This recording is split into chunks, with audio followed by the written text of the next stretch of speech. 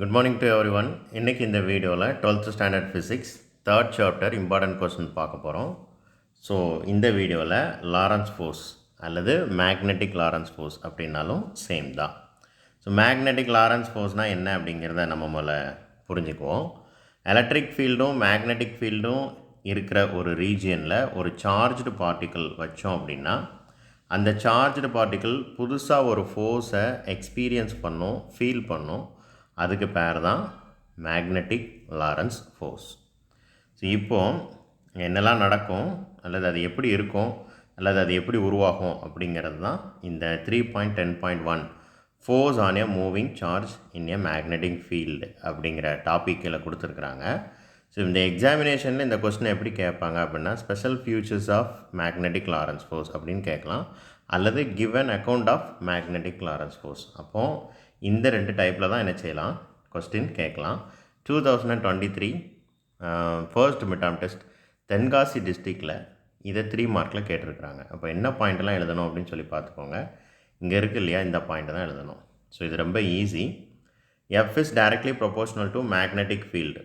இந்த magnetic Lorentz force magnetic ஃபீல்டுக்கு directly ப்ரொபோஷ்னலாக இருக்கும். அப்படின்னா என்ன அர்த்தம், மேக்னெட்டிக் ஃபீல்டு இன்க்ரீஸ் ஆக இந்த ஃபோர்ஸோட வேல்யூவும் இன்க்ரீஸ் ஆகும்.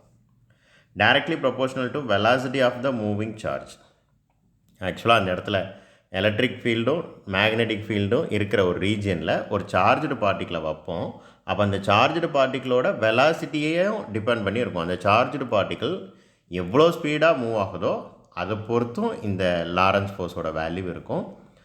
அது டைரக்ட்லி ப்ரொபோஷனல் கொடுத்துட்டாங்க. ஸோ அந்த சார்ஜ்டு பார்ட்டிக்கிள் அந்த சார்ஜோட வெலாசிட்டி இன்க்ரீஸ் ஆக நமக்கு கிடைக்கக்கூடிய மேக்னெட்டிக் லாரன்ஸ் ஃபோர்ஸோட வேல்யூவும் இன்க்ரீஸ் ஆகும்.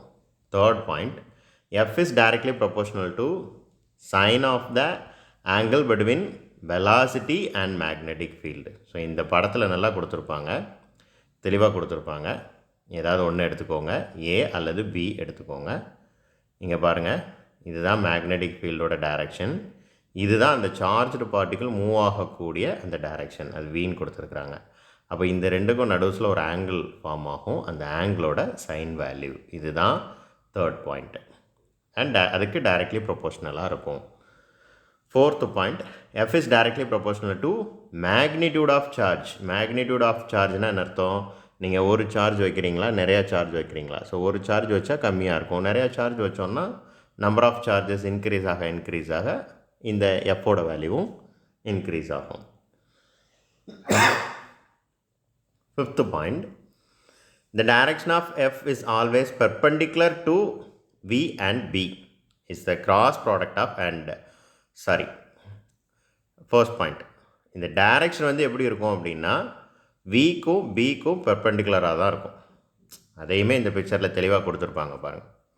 ஸோ பி ஒரு டைரக்ஷனில் மூவ் ஆகுது, பி அப்படிங்கிறத எக்ஸ் ஆக்சிஸ் அப்படின்னு சொல்லி வச்சுக்கோங்க, அண்ட் வி அப்படிங்கிறது ஒய் ஆக்சிஸ் அப்படின்னு சொல்லி வச்சுக்கோங்க. அண்ட் எஃப் இப்போ எந்த டைரெக்ஷனில் இருக்குது பாருங்கள், நம்மளோட தம்ப் இந்த ரெண்டும் இப்படி இந்த டைரெக்ஷனில் இருந்துச்சுன்னா தம்ப் எந்த டைரெக்ஷனில் இருக்கும், நேரே மேலே இருக்கும். அப்போ அந்த டைரெக்ஷனில் தான் புதுசாக உருவாகிற இந்த மேக்னெட்டிக் லாரன்ஸ் ஃபோர்ஸோட டைரெக்ஷன் இருக்கும். ஸோ இதை தான் ஃப்ளெமிங்கோட லெஃப்ட் ஹேண்ட் ரூலில் அப்படியே பார்க்குறோம். இப்போ இது புரிஞ்சால் அது ஈஸியாக புரியும், அது புரிஞ்சால் இது புரியும். ரெண்டும் இதிலேருந்து வந்தது தான் மேக்னெட்டிக் ஃப்ளெமிங்கோட லெஃப்ட் ஹேண்ட் ரூலே. ஸோ அப்போ நல்லா புரிஞ்சுக்கோங்க. And F is the cross product of V and B. வியையும் பியையும் கிராஸ் ப்ராடக்ட் அடித்தோன்னா எஃப்போட வேல்யூ என்னன்னு என்ன செஞ்சிடும், கிடச்சிரும். And sixth point, the direction of F on negative charge is opposite to direction of F on positive charge provided the factors are identical.